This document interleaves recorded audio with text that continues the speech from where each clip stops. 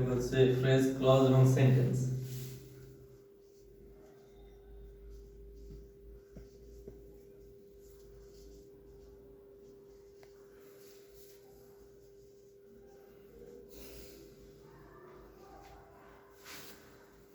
আজকে আমরা তিনটা টপিক নিয়ে আলোচনা করব। আমাদের আলোচ্য বিষয় হচ্ছে আজকে ফ্রেজ, টপিক আর হচ্ছে ফ্রেজ, ক্লজ আর হচ্ছে আমাদের সেন্টেন্স। সেন্টেন্স অবশ্যই আমি স্ট্রাকচারালি যে তিন প্রকার সেন্টেন্স আছে সেইটা নিয়ে আলোচনা করব। প্রথমত আমরা আজকে আলোচনা করব, আজকের আলোচনার টপিক, প্রথম টপিক হচ্ছে ফ্রেজ।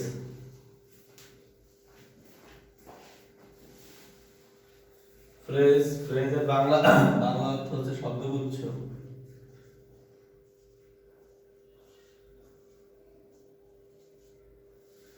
ফ্রেজ শব্দের বাংলা অর্থ হচ্ছে শব্দগুচ্ছ। তাহলে ফ্রেজ জিনিসটা কি? শব্দগুচ্ছ, যেহেতু আমরা গুচ্ছ শব্দ দ্বারা বুঝতেছি যে এখানে গুচ্ছ দ্বারা বোঝানো হচ্ছে এমন জিনিস যা একাধিক জিনিস। গুচ্ছ যেমন আমরা বলি পুষ্পগুচ্ছ, মানে ফুলের গুচ্ছ বলি, এরকম গুচ্ছ মানে শব্দগুচ্ছ বলতে বলতে অনেকগুলো শব্দ একত্রে। কিন্তু আমাদের ফ্রেজ হইতে হইলে অনেকগুলো শব্দ থাকবে, একত্রে থাকবে, কিন্তু তার উদ্দেশ্য থাকবে একটি।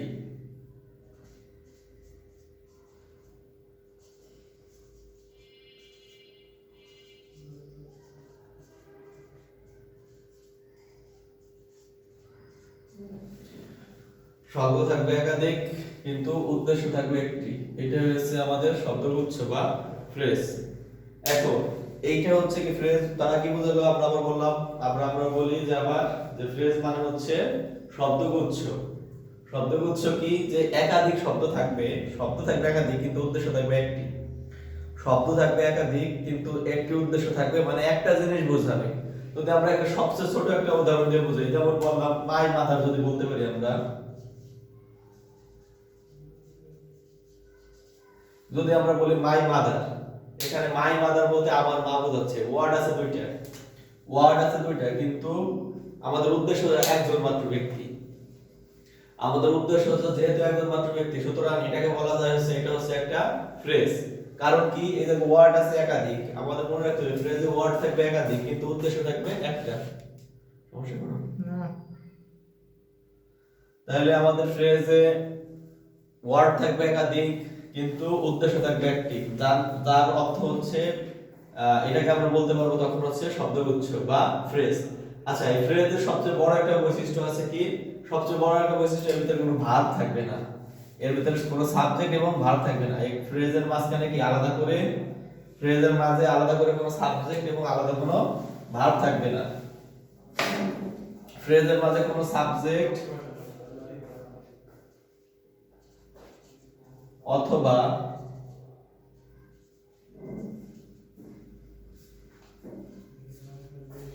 ভার্ব থাকবে না। ফ্রেজের মাঝে কি থাকবে না? কোনো সাবজেক্ট থাকবে না অথবা কোনো ভার্ব থাকবে না। সুতরাং এটা থেকে আমরা বলতে পারি যে যখন কোনো শব্দগুচ্ছ বা যখন এক বা একের অধিক, এক আর থাকবে না, একের অধিক শব্দ যখন নির্দিষ্ট, যখন একটা উদ্দেশ্য হাসিল করবে বা একটা উদ্দেশ্যে ব্যবহার করা হবে, তখন তার নাম হয়ে যাবে ফ্রেজ। যেমন আমরা যদি উদাহরণ দিয়ে একটা সেন্টেন্সে উদাহরণ দিয়ে দেখাই, যে ধরা যাক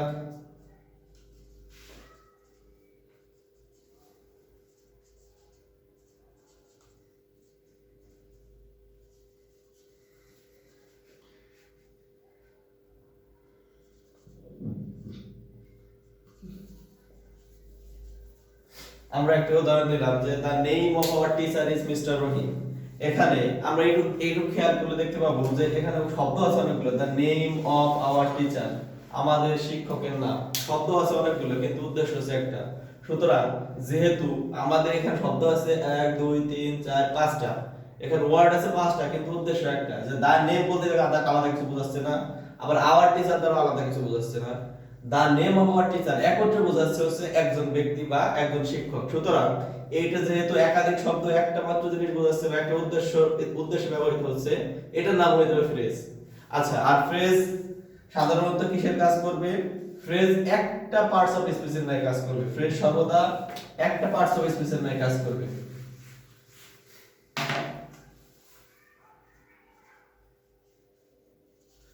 ফ্রেজ সর্বদা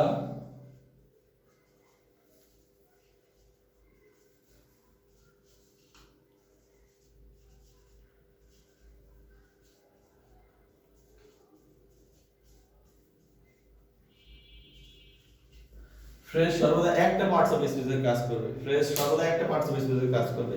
আমরা এখানে আমাদের যে উদাহরণটা আমরা দেওয়া আছে গিভেন এক্সাম্পলের ভিতরে আমরা দেখতে পাই যে এই ফ্রেজটা একটা নাউনের কাজ করছে।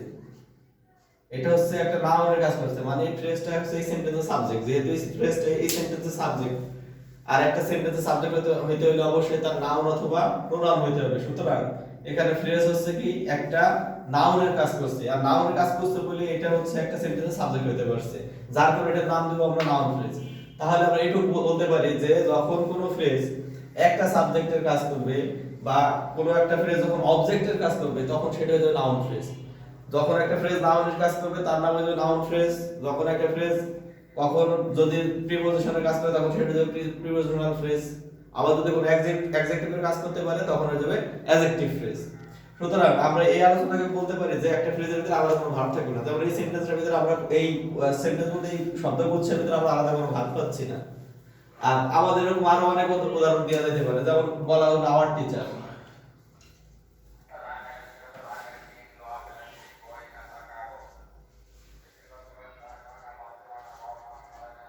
Our teacher, our country.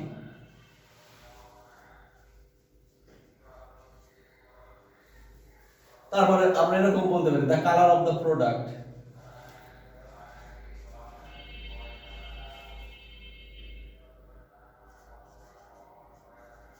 the color of the pen is black। যদি আমরা এই রকম একটা কথা বলি তাহলে আমরা দেখতে পারবো এখানে the color of the pen, এখানে একটা কলমে এটা আলাদা করে কলম বোঝাচ্ছে না, এটা কলমের কালার বোঝাচ্ছে। যার কারণে হচ্ছে এটা একটা শব্দগুচ্ছ, আর এর ভিতরে অবশ্যই কি নাই, এর ভিতরে অবশ্যই কোনো ভার্ব নাই।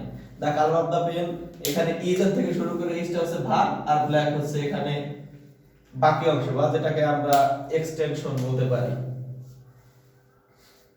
বা কমপ্লিমেন্ট বলা যেতে পারে।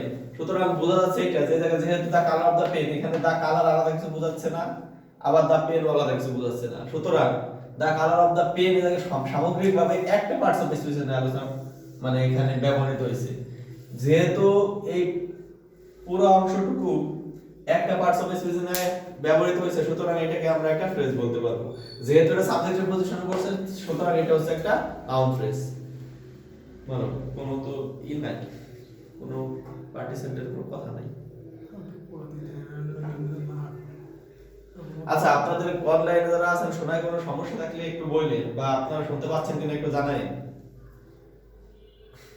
এখন তো কানেক্ট আছে।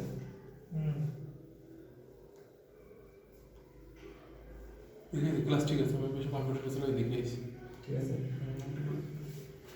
আচ্ছা, এরপরে যদি আমরা বলি, আমরা ফ্রেজ নিয়ে বেশি আলোচনা করব না এই জন্য, কারণ ফ্রেজ আমাদের জাস্ট এইটুকু খেয়াল রাখলেই হবে যে একটা ফ্রেজ কি। সুতরাং আমরা যদি আবার সাম আপ করতে যাই তাহলে আমরা একটু বলতে পারবো একটা ফ্রেজ কি। একটা ফ্রেজ হচ্ছে একটা বাক্যের অংশ। ফ্রেজ হচ্ছে একটা শব্দগুচ্ছ, আর কি বাক্যের অংশ তো অবশ্যই হবে যেহেতু বাক্য ব্যবহৃত হবে। ফ্রেজ হচ্ছে শব্দগুচ্ছ, বা আমরা যদি ডিফাইন করি বলতে পারবো একাধিক শব্দ যখন পাশাপাশি বসে একটা মাত্র উদ্দেশ্য হাসিল করে, একাধিক শব্দ যখন পাশাপাশি বসে একটা মাত্র উদ্দেশ্য হাসিল করবে তখন তাকে বলা হবে হচ্ছে ফ্রেজ। যদি এটা নাউনের কাজ করে, বাক্যে নাউনের পজিশনে বসে, তাহলে এটা নাউন ফ্রেজ। যে কারো কারো শুনতে বা বুঝতে সমস্যা আছে?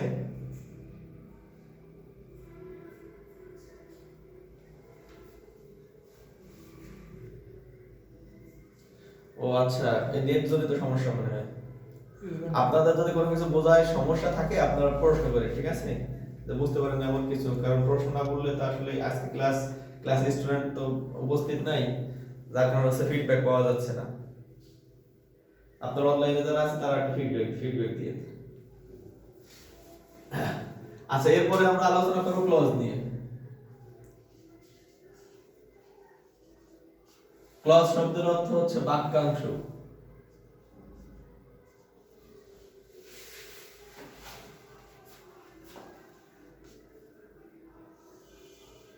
ক্লজ শব্দের অর্থ হচ্ছে বাক্যাংশ, মানে বাক্যাংশ একটা সন্ধিগঠিত শব্দ, বাক্য প্লাস অংশ, বাক্য প্লাস অংশ মিলে হয়েছে বাক্যাংশ, মানে বাক্যের একটা অংশ। ক্লজ আর ফ্রেজের ভিতরে তফাৎ হবে এইটুক যে ফ্রেজ হচ্ছে একটা পার্টিসিপেল নিয়ে কাজ করবে, আর ক্লজ হচ্ছে কি একটা বাক্যের অংশ হিসেবে কাজ করবে। ক্ষেত্র বিশেষ একটা ক্লজ নিজেই একটা বাক্য হয়ে যেতে পারবে। এটা আমাদের ব্যবহারের উপর ডিপেন্ড করবে। এই আমাদের সেন্টেন্স বোঝার জন্য এই ক্লজ বোঝাটা খুবই জরুরি। সেন্টেন্স বোঝার জন্য অবশ্যই ক্লজ বোঝাটা খুবই জরুরি। ক্লজ না বুঝলে আমাদের যে গঠনগত সেন্টেন্স আছে তিন প্রকার, সিম্পল, কমপ্লেক্স, কম্পাউন্ড, এই তিন প্রকার সেন্টেন্স আমরা মোটেই বুঝতে পারবো না। সুতরাং আমাদের সেন্টেন্স বোঝার জন্য অবশ্যই ক্লজ বুঝতে হবে। এখন ক্লজ জিনিসটা কি? ক্লজ শব্দের অর্থ যদি আমরা বলছি বাক্যাংশ, মানে একটা বাক্যের অংশ হিসেবে কাজ করবে হচ্ছে একটা ক্লজ। আর ক্লজ আর ফ্রেজের ভিতরে তফাৎ কি আমরা বলছিলাম, দেখেন যদি আমরা ক্লজ আর ফ্রেজের ভিতরে তফাৎ দেখি, ক্লজ ফ্রেজের ভিতরে কোনো সাবজেক্ট থাকবে না,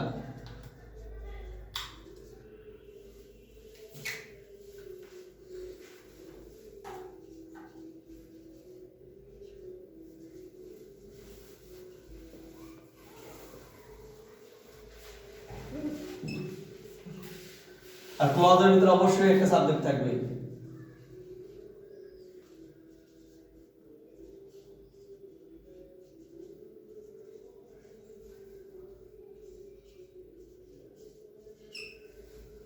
ক্লজের ভিতরে ফ্রেজের মধ্যে কোনো ভার্ব থাকবে না,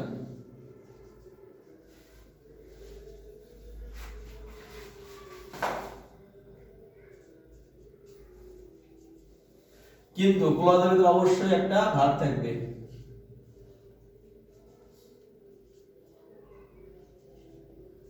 একটা ফাইনাইট ভার্ব থাকবে।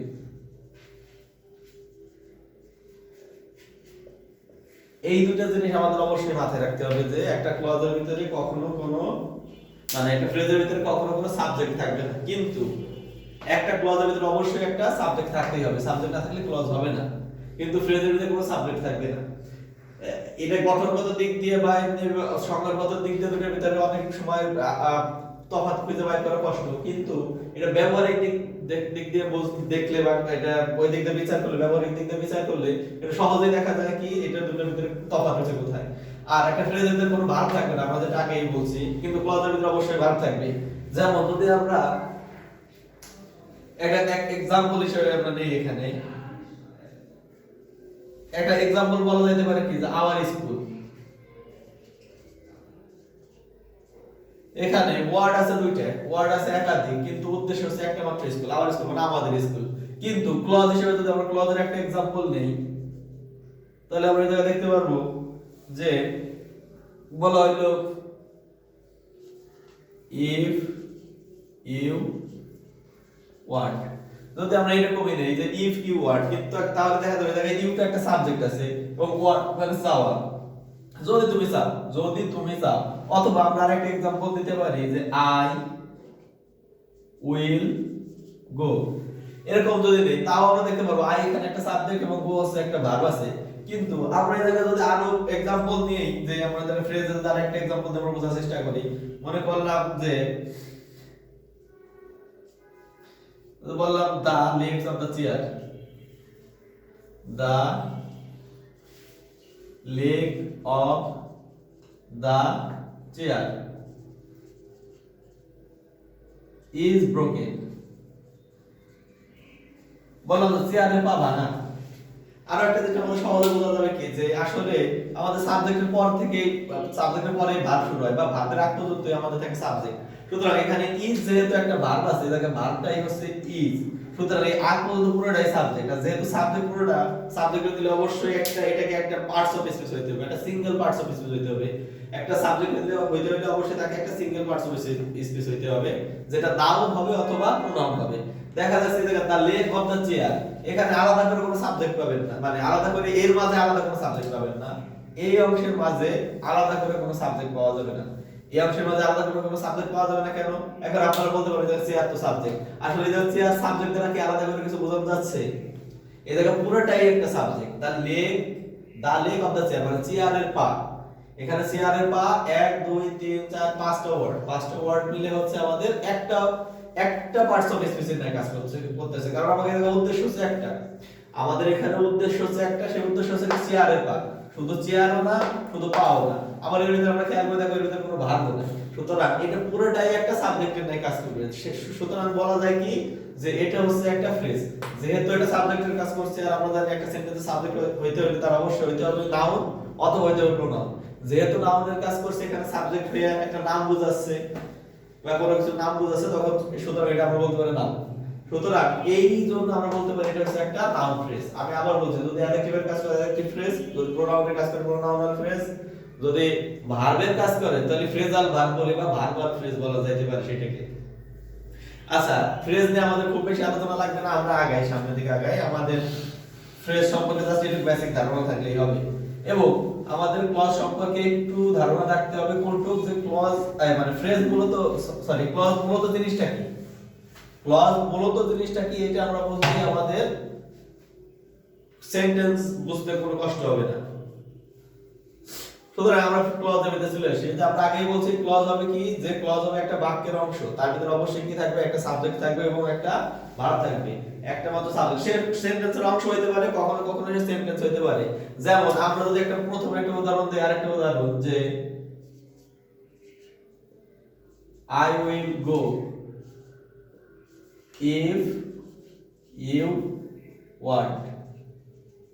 দেখেন এখানে আমাদের দুইটা ক্লজ আছে, যে I will go, এখানে I টা একটা সাবজেক্ট আর go টা হচ্ছে একটা ভার্ব, একটা ক্লজ।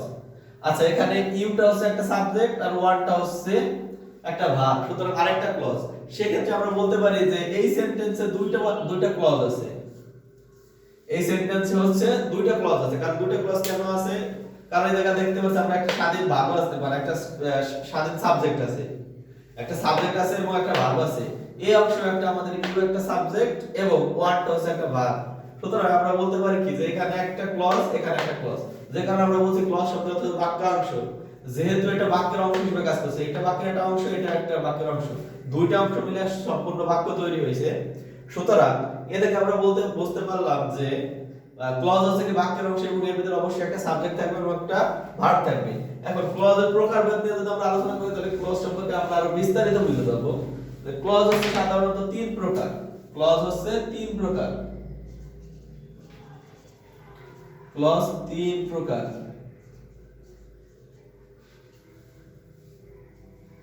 এক নম্বর হচ্ছে প্রিন্সিপাল ক্লজ।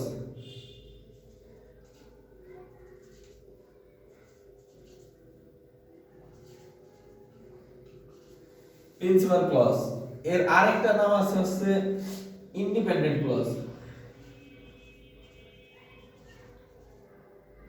জি বলেন, প্রশ্ন থাকলে বলেন।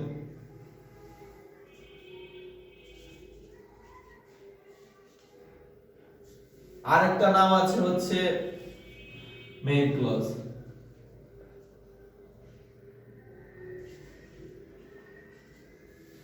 এখানে দেখা যায় যে প্রিন্সিপাল মানে যে প্রিন্সিপাল সেই হচ্ছে মেইন, যে প্রিন্সিপাল সেই মেইন, সেই হচ্ছে ইন্ডিপেন্ডেন্ট। ইন্ডিপেন্ডেন্ট কেন? ইন্ডিপেন্ডেন্ট মানে স্বাধীন বাক্যাংশ।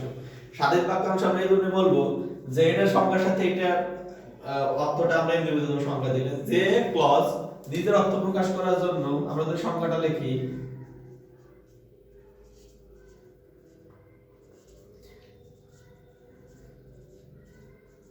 নিজের অর্থ প্রকাশ করার জন্য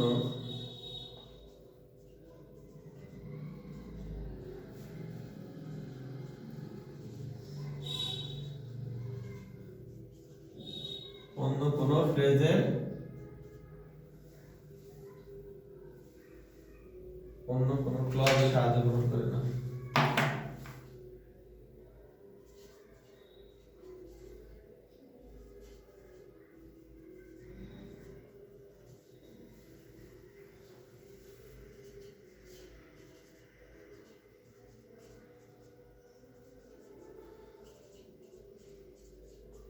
তাকে প্রিন্সিপাল ক্লজ বলে।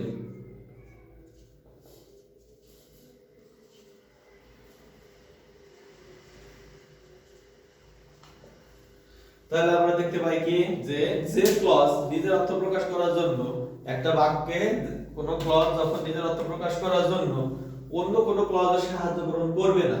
বা আমরা এরকম বলি যে যে ক্লজ নিজের অর্থ নিজে প্রকাশ করতে পারে, যে ক্লজ নিজের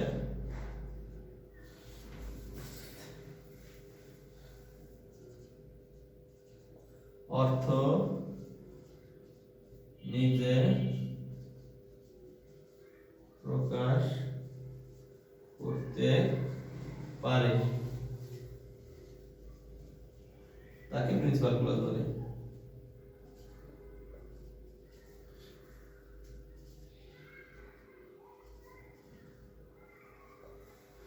তাহলে আমরা বললাম কি যে একটা বাক্যে যে ক্লজ নিজের অর্থ নিজে প্রকাশ করতে পারবে তাকে আমরা বলবো হচ্ছে প্রিন্সিপাল ক্লজ।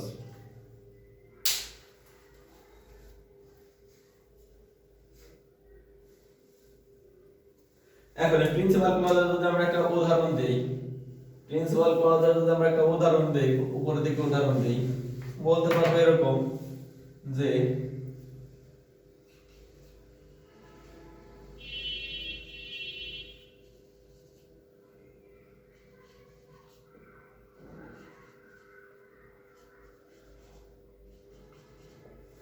এখানে দেখেন একটা উদাহরণ দিলাম যে আই উইল গো, আমি যাব। এইটা হচ্ছে একটা বাক্যের অংশ। তুমি যদি ফোন দাও আমি যাব।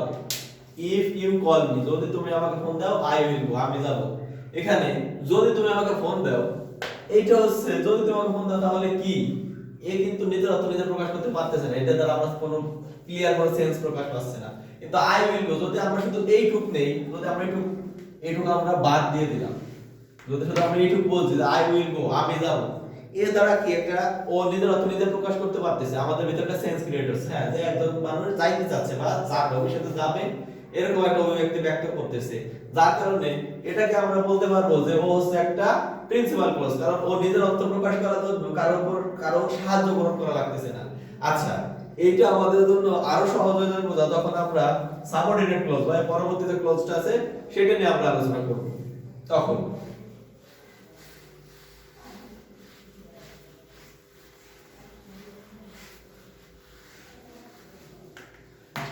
আচ্ছা, 2 নম্বরে যে আমাদের ক্লজটা আছে, 2 নম্বরের ক্লজটার নাম হচ্ছে সাবঅর্ডিনেট ক্লজ।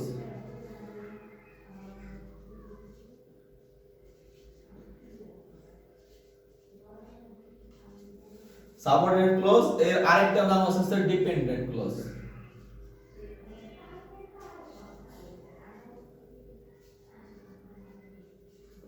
সাবঅর্ডিনেট ক্লজ অথবা ডিপেন্ডেন্ট ক্লজ। আচ্ছা, এই আমরা প্রিন্সিপাল ক্লজের তিনটা নাম পাইছিলাম, প্রিন্সিপাল ক্লজ, মেইন ক্লজ আর একটা হচ্ছে ইন্ডিপেন্ডেন্ট ক্লজ। ইন্ডিপেন্ডেন্ট মানে হচ্ছে স্বাধীন, তাহলে যে নিজের অর্থ প্রকাশ করার জন্য স্বাধীন, যে নিজের অর্থ প্রকাশ করার জন্য অন্য কারোর উপরে নির্ভরশীল না, সে হচ্ছে স্বাধীন।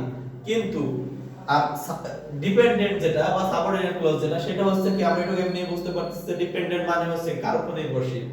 সুতরাং এটা বলা যায় যে ক্লজ নিজের অর্থ প্রকাশ করার জন্য অন্য একটা ক্লজের উপর ডিপেন্ড করে বা নির্ভরশীল থাকে তাকে বলা হয় ডিপেন্ডেন্ট ক্লজ। যেমন আমরা যদি সংজ্ঞা লিখি তাহলে বলা যাবে কি যে ক্লজ নিজের অর্থ প্রকাশ করার জন্য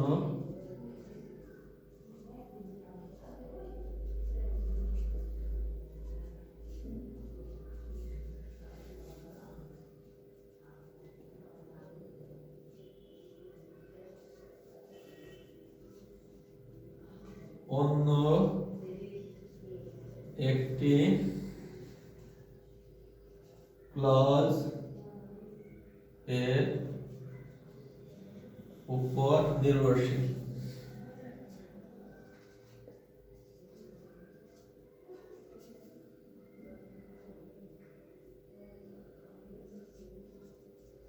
তাকে ডিপেন্ডেন্ট ক্লজ বলে।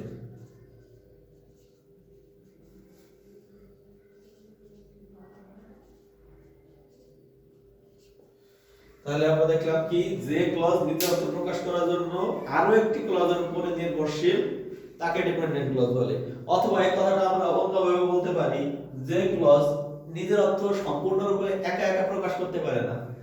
যে ক্লজ নিজের অর্থ একা একা প্রকাশ করতে পারে না, নিজের অর্থ প্রকাশ করার জন্য আরেকটা ক্লজের উপরে তার নির্ভর করতে হয় তাকে বলা হয় হচ্ছে আমাদের ডিপেন্ডেন্ট ক্লজ।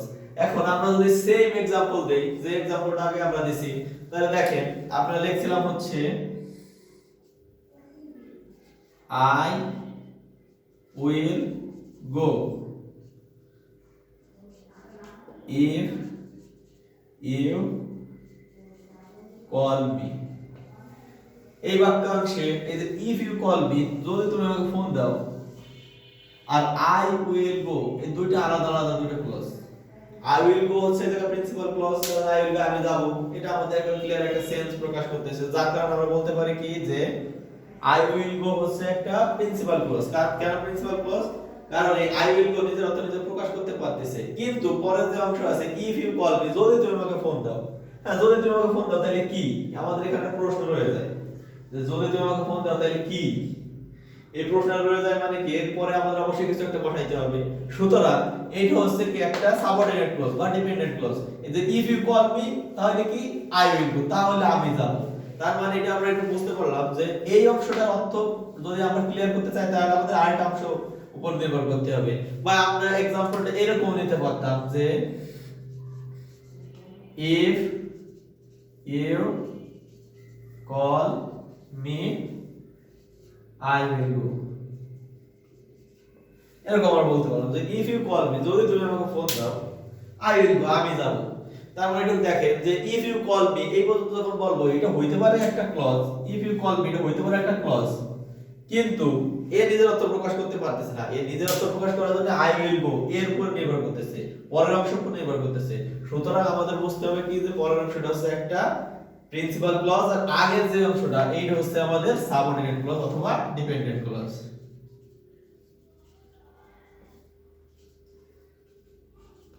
এটা ডিপেন্ডেন্ট ক্লজ। কেন ডিপেন্ডেন্ট ক্লজ? কারণ ইফ ইউ কল মি, যদি তুমি আমাকে চাও,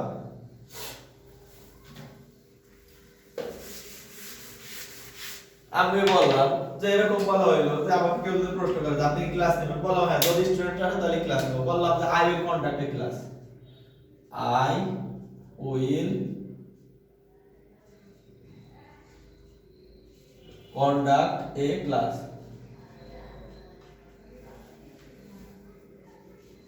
if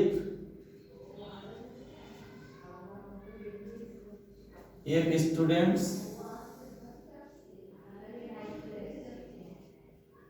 will present,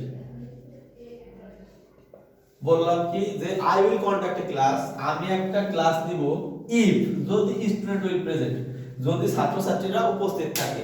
এখন দেখেন এই জায়গায় দুটো ক্লজ আছে, if students will present, যদি ছাত্রছাত্রীরা উপস্থিত থাকে। আমি এইটুকু বলে আমাদের মনের কোনো সেন্স ক্লিয়ারলি প্রকাশ পাইলো না। এটা বলার কারণে আমাদের কোনো সেন্স ক্লিয়ার হলো না। the student will present, if the student will present, if the student will present কি, তাহলে কি যদি ছাত্ররা উপস্থিত থাকে তাহলে কি, এইটুকু আমাদের পূর্ণতা দেওয়ার জন্য I will conduct a class, আমি একটা ক্লাস নেব, এই অংশের উপর আমাদের ডিপেন্ড করা লাগলো। এখন I will conduct a class, আমি একটা ক্লাস নিব। দেখেন আমরা যদি এই অংশ বাদ দিয়ে দেই, যদি এই অংশ বাদ দিয়ে দেই, আমাদের শুধু এই প্রথম অংশ, এটা হচ্ছে আমাদের প্রিন্সিপাল ক্লজ।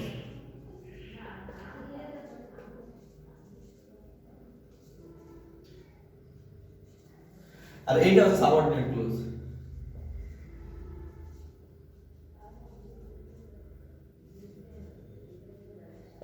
এটা হচ্ছে সাবঅর্ডিনেট ক্লজ। কেন এটা সাবঅর্ডিনেট ক্লজ? কারণ ওর অর্থ প্রকাশ করার জন্য এই অংশের উপরে নির্ভরশীল হতে হচ্ছে। এখন আমাদের এই সাবঅর্ডিনেট ক্লজ বোঝার জন্য ওই সাবঅর্ডিনেট ক্লজের আগে কিছু ক্লজ মার্কার থাকে, যেমন এই যে একটা ইফ থাকতে পারে, হোয়েন থাকতে পারে, হর থাকতে পারে, হোয়াই থাকতে পারে, দ্যাট থাকতে পারে। এই জিনিসগুলো যুক্ত হওয়ার কারণে হচ্ছে কি যে আমাদের এই ক্লজটা হচ্ছে হয়ে যায় সাবঅর্ডিনেট ক্লজ। কারণ এই সব জিনিস যোগ করার কারণে এই সব প্রেফিক্স বলেন বা প্রেফিক্স না বলে আমরা বলবো হচ্ছে ক্লজ মার্কার যুক্ত হওয়ার কারণে আমাদের ক্লজটা হয়ে যায় সাবঅর্ডিনেট ক্লজ। যেমন আমি বললাম যে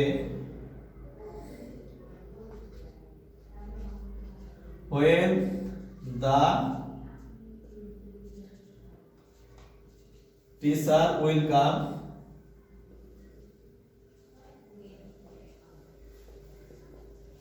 the class, as when the teacher comes, when the teacher comes, the class will start।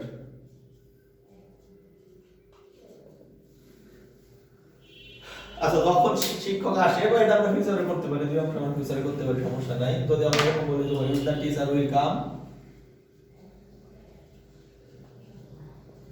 the class will start, এটা এখানে আমরা দেখতে পাই যে when the teacher will come, যখন শিক্ষক আসবে, যখন শিক্ষক আসবে কি, এখানে যে আমাদের একটা when যে বাড়তি যুক্ত হইলো, যখন শিক্ষক আসবে, যখন শিক্ষক আসবে তাহলে কি, আমাদের একটা মনে প্রশ্ন রয়ে গেছে। কিন্তু পরের অংশে আমরা দেখতে পাই the class will start, class শুরু হবে। যদি আমরা এটা বলে দিই যে ক্লাস শুরু হবে, হয়ে গেল, বা ক্লাস হবে, যদি আমরা বলি যে ক্লাস হবে, এটা নিজের অর্থ নিজে প্রকাশ করতে পারতেছে। কিন্তু এই প্রথম অংশে যেটা আছে যে when যুক্ত থাকার কারণে when the class will start, কিন্তু আমরা এই whenটা যদি অমিট করে দেই, whenটা যদি বাদ দিয়ে দিই, তাহলে এটার অর্থ হয় কি যে that teacher will come, that teacher will come, শিক্ষক আসবে। when the teacher will come থেকে যদি আমরা whenটা বাদ দিয়ে দেই তাহলে হবে কি যে teacher will come, শিক্ষক আসবে, এটা স্বাধীন বাক্যাংশ। কিন্তু এর আগে আমরা when বা why বা that বা if আমরা যদি দিলাম যে if the teacher will come, যদি শিক্ষক আসে the class will start, class শুরু হবে। অথবা আমরা যদি এখানে when যুক্ত করে দেই, when যুক্ত করে দিলে কি হবে, when the teacher will come, যখন শিক্ষক আসবে the class will start, class শুরু হবে। সুতরাং আমরা এটুকু দিয়ে বুঝতে পারলাম যে এই যে কিছু ক্লজ বাক্য যুক্ত হওয়ার কারণে একটা বাক্যাংশ কি হয়ে গেল, পরাধীন হয়ে গেল বা ডিপেন্ডেন্ট হয়ে গেল। কিসের উপর ডিপেন্ডেন্ট হয়ে গেল, একটা ইন্ডিপেন্ডেন্ট ক্লজের উপর ডিপেন্ডেন্ট হয়ে গেল। এর অর্থ প্রকাশ করার জন্য একটা ইন্ডিপেন্ডেন্ট ক্লজের সাহায্য প্রয়োজন হইল। মানে দেখো ক্লাস টাইম কতটুকু আছে, মানো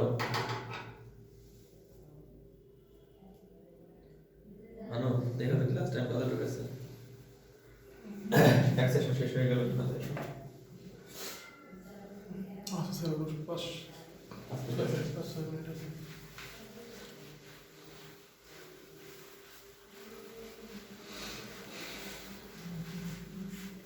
আচ্ছা এরপরে আমরা যে ক্লজটা নিয়ে আলোচনা করব সেই ক্লজটা হচ্ছে কোঅর্ডিনেট ক্লজ।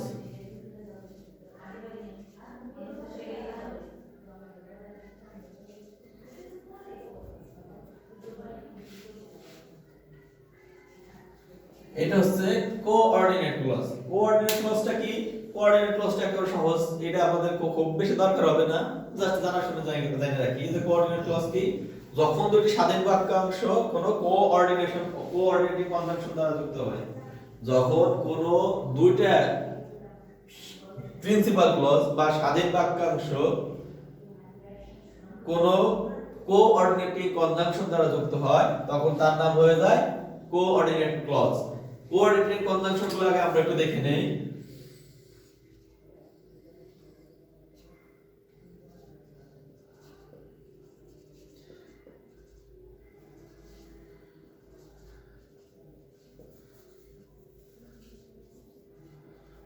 কোঅর্ডিনেটিং কনজাংশন কি, কোঅর্ডিনেটিং কনজাংশন গুলোর ভিতরে আছে আমরা দেখতে পারবো